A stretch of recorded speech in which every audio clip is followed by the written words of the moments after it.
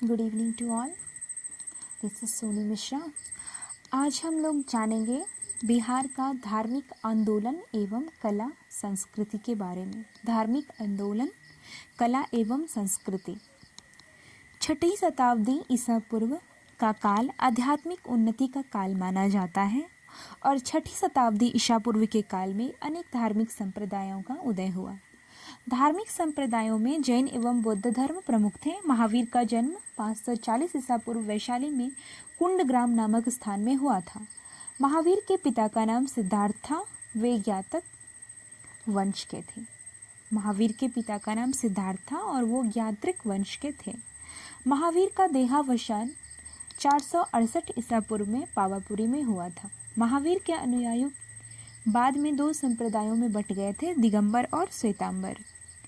बिहार के उत्तर नेपाल की तराई स्थित लुम्बिनी में 563 ईसा पूर्व गौतम बुद्ध यानी सिद्धार्थ का जन्म हुआ था।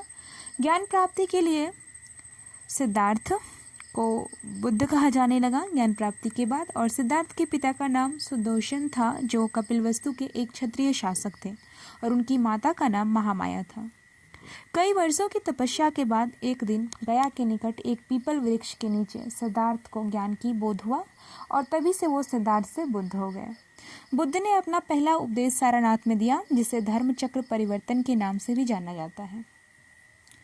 483 ईसा पूर्व कुशीनगर के नजदीक गौतम बुद्ध का निर्माण हो गया और बिहार में तुर्क सत्ता की स्थापना के पहले सूफियों का आगमन हो चुका था। मनेर में आकर बसने वाले इमाम ताजफ डी बिहार के पहले महत्वपूर्ण सूफी संत थे। बिहार में चिश्ती, कादिर, सहरावर्दी, मदारी, फिरदौसी आदि सिलसिलों के संत सक्रिय रहे, परंतु सर्वाधिक लोकप्रियता फिरदौसी सिलसिले को प्राप्त हुई थी। फिरदौसी सिलसिले के सर्वश्रेष्ठ प्रतिनिधि संत मखदूम सरफुद्दीन मनेरी थे और मखदूम मनेरी का जन्म जो 1290 ईस्वी में हुआ था और मखदूम मनेरी का निधन 1381 ईस्वी में बिहार शरीफ में हुआ था। ब्रह्म समाज के संस्थापक राजा राम मनोहर राय बिहार से संबंधित रहे। राजा राममोहन राय के सहयोगियों द्वारा केशव चंद्र सेन की प्रेरणा से पटना और गया में ब्रह्म समाज की शाखाएं खोली गई थी। डॉक्टर कृष्णनंद घोष द्वारा भागलपुर में ब्रह्म समाज की शाखा स्थापित की गई थी और बिहार के भागलपुर में यह पहली शाखा थी, परंतु शीघ्र ही पटना, मुंगेर, मुजफ्फरपुर और अन्य नगरों में भी इसकी शाखाएं खुली। आर्य समाज के स्थापना के पश्चात स्वामी दयानंद सरस्वती ने भी बिहार की यात्रा की थी। पटना, मुंगेर, भागलपुर और छपरा दयानंद सरस्वती की यात्रा क्रम में शामिल थे। बिहार में पहला आर्य समाज मंदिर 1885 ईस्वी में दानापुर में स्थापित हुआ था। रामकृष्ण मिशन का भी प्रभाव बिहार में रहा। रामकृष्ण परमहंस द्वारा 1868 ईस्वी और स्वामी विवेकानंद जी द्वारा 1886 ईस्वी में 1890 और 1920 में बिहार की यात्रा की गई थी। 1920 में पहली बार रामकृष्ण मिशन की शाखा बिहार में जमशेदपुर वर्तमान झारखंड में स्थापित हुई थी। पटना में रामकृष्ण मिशन की शाखा 1922 ईस्वी में खुली। थियोसॉफिकल सोसाइटी के संस्थापकों में कर्नल ऑलकाउट और एनी बेसेंट ने 1894 में बिहार की यात्रा की थी। बिहार में थियोसॉफिकल सोसाइटी के प्रमुख नेताओं में मधुसूदन प्रसाद, सरफराज हुसैन खां और पूर्णेंद्र नारायण सिन्हा थे। पूर्णेंद्र नारायण सिन्हा एक दशक तक थियोसॉफिकल सोसाइटी ऑफ इंडिया के महासचिव रह चुके थे और खिलाफत और असहयोग आंदोलन के दौरान बिहार के मुसलमानों की एक अत्यंत महत्वपूर्ण संस्था इमारत शरिया के रूप में 1921 ईस्वी में स्थापित की गई थी। इमारत शरिया के संस्थापक मौलाना मोहम्मद सज्जाद थे। इमारत शरिया का मुख्यालय पटना के निकट फुलवारी शरीफ में है। बिहार में गंगा के उत्तर का विद्रोह नामक प्रांत इतिहास के उषा काल से ही ज्ञान तथा संस्कृति का केंद्र रहा है। उपनिषद काल में विदेह ब्राह्मण धर्म तथा ज्ञान का एक महान केंद्र था। बिहार में कला का परिचय मौर्य काल से मिलता है। बिहार में मौर्य काल का विभिन्न रूप वास्तुकला और मूर्तिकला में देखने को मिलता है। वास्तुकला का सर्वश्रेष्ठ नमूना पटना के कुम्हरार गांव में मिलता है, जहां 80 स्तंभों से बना एक विशाल कक्ष मिला है। स्तंभों का निर्माण एकाश्म शिलाओं को तराशकर किया गया है। कुम्हरार के स्तंभों की बनावट पर ईरानी कला का स्पष्ट प्रभाव दिखता है। अशोक द्वारा स्थापित स्तंभों के अवशेष बिहार के विभिन्न क्षेत्रों से प्राप्त हुए, जैसे लोरिया नंदगढ़ पश्चिम चंपारण, लोरिया अरेराज पश्चिम चंपारण, रामपुरवार पूर्वी चंपारण, और बशाड वैशाली। बिहार में स्थापित अशोक के स्तंभों का निर्माण चुनार के धूसर बलुआ पत्थर से किया गया। बिहार में प्राप्त अशोक के स्तंभों की शीर्ष आकृति का सांड बैलों की आकृति है और मौर्य काल की मूर्तिकला का सर्वश्रेष्ठ नमूना पटना के दीदारगंज से प्राप्त है। दक्षिण की मूर्ति जिसे हम स्त्री रत्न की संख्या दी गई है। मौर्य काल का मूर्तिकला का सर्वश्रेष्ठ नमूना पटना के दीदारगंज से प्राप्त है और यक्षिणी की मूर्ति है जिसे स्त्री रत्न की संज्ञा दी गई है। वर्तमान समय में यक्षिणी की मूर्ति पटना संग्रहालय में सुरक्षित है। पटना में लोहानीपुर के जैन पुरुषों की 2 नग्न मूर्तियां भी प्राप्त हुई है। इनका निर्माण जैन शैली के कार्योत्सर्ग में मुद्रा में हुआ था।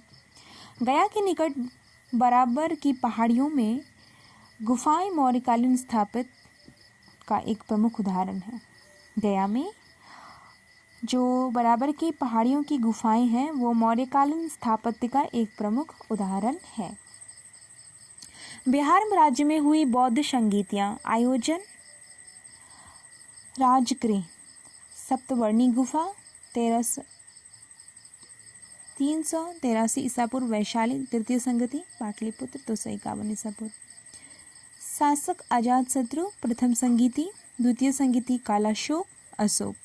अध्यक्ष महाकश्यप सब्बाकामी मोगलित पुत्तसिस।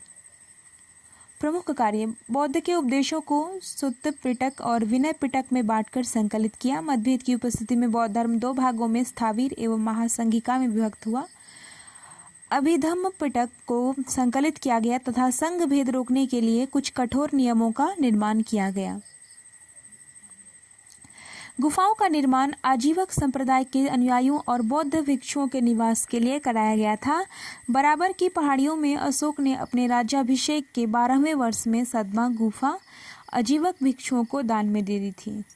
बिहार की जो बराबर की पहाड़ियों में अशोक ने अपने राज्याभिषेक के 12वें वर्ष में सुदामा गुफा आजीवक भिक्षुओं को दान में दी थी। गुप्त काल में मूर्तिकला के नमूने बिहार के रोहतास, भोजपुर, नालंदा, राजगीर, वैशाली और पटना से प्राप्त हुए हैं। गुप्त काल में ही विश्व प्रसिद्ध विद्या केंद्र के रूप में नालंदा विश्वविद्यालय की स्थापना गुप्त शासक कुमार गुप्त द्वारा स्थापित की गई। बिहार में स्थापित पाल काल की अधिकांश मूर्तियां बौद्ध धर्म से प्रभावित है। पाल काल की मूर्तियों का निर्माण काले बेसाल्ट पत्थरों से किया गया है जो संथाल, परगना और मुंगेर की पहाड़ियों में लाए गए थे। बिहार में पाल शासकों द्वारा निर्मित स्थापत्य कला के साक्ष्य ओदंतपुरी, नालंदा और विक्रमशिला महावीर है। ओदंतपुरी के अवशेष सुरक्षित नहीं है। भागलपुर जिले के अंतचितक में नालंदा विश्वविद्यालय के तर्ज पर विक्रमशिला विश्वविद्यालय का स्थापना पाल शासक धर्मपाल ने किया था। बिहार की चित्रकला पटना कलम शैली, मधुबनी कला शैली, मंजूषा शैली, संझा शैली और थंका शैली के रूप में प्राप्त होती है। पटना कलम शैली से बनी चित्रकलाएं लघु चित्र की श्रेणी में आती है जो अधिकतर कागज तथा कहीं कहीं हाथी दांत पर बनाए जाते हैं। पटना कलम शैली के मुख्य चित्रकार सेवकराम, हुलासलाल, जयराम दास, शिवदयाल लाल और ईश्वरी प्रसाद वर्मा थे।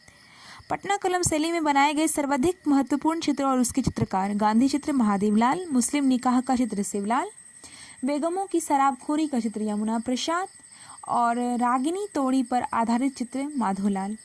पटना कलम शैली को पुरुषों की चित्रकला शैली भी कहा जाता है।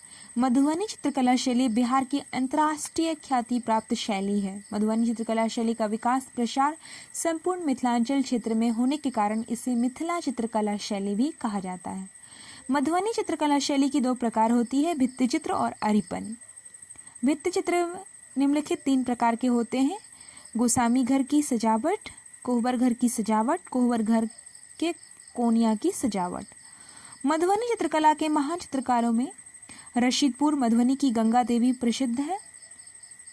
मुख्य महिला चित्रकार सिया देवी, कौशल्या देवी, भगवती देवी, महासुंदरी देवी, शशिकला देवी, शांति देवी, नीलू यादव, मैना देवी, हीरा देवी इत्यादि प्रमुख चित्रकार हैं और पुरुष चित्रकार में लाल बाबा इत्यादि। मधुबनी चित्रकला के प्रमुख केंद्र मधुबनी, भवानीपुर, रैयाम, सिमरो, लोहरियासराय, जितवापुर इत्यादि हैं।